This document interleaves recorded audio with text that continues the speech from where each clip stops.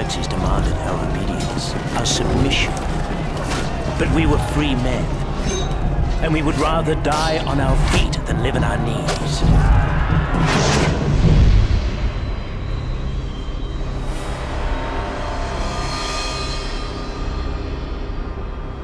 Confident, savoring the meal to come, the beast approached, and it was King Leonidas himself who provoked it. Uninvited guests, Persian lapdogs bringing word to Sparta from the great and powerful Xerxes. All the god king required was a modest offering of earth and water, symbolizing Sparta's submission to the will of Xerxes. They warned us to be afraid, that Sparta would burn to the ground, and that only the word of Leonidas could save it. Leonidas did not leave our guests waiting long for a response. Earth and water. The Persians would find plenty down there. So it began.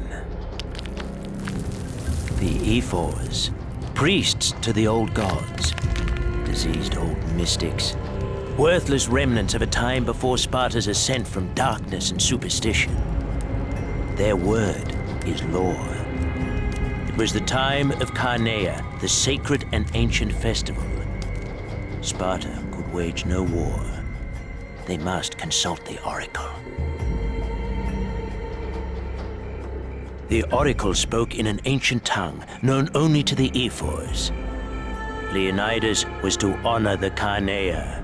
There would be no march. Sparta would fall.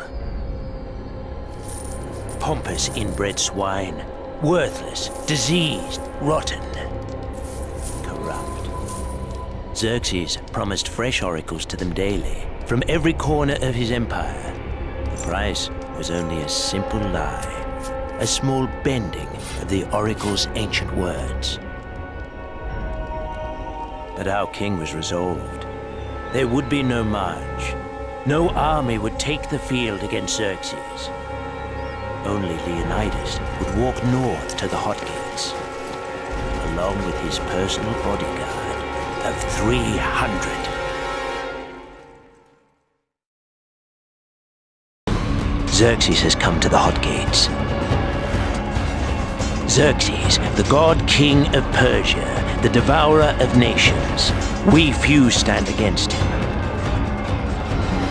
Against a horde of beasts and men so massive it shakes the earth with its march.